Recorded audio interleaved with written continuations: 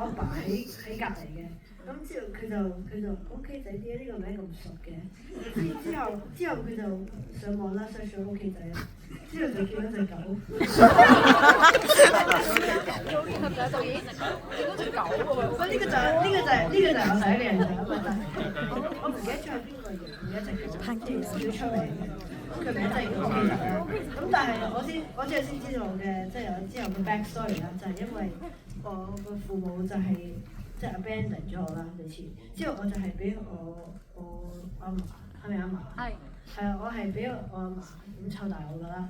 咁我就即係同佢哋踢波啦，當然啦。咁就係因為呢樣嘢，因為我唔想再俾人遺棄，而係所有嘢都差唔多接受咯，就去到最尾一刻，就即係對唔住，就應該冇接受啦，最尾嗰一刻。咁呢個就係我嘅名嘅起源啦，就係咁啦。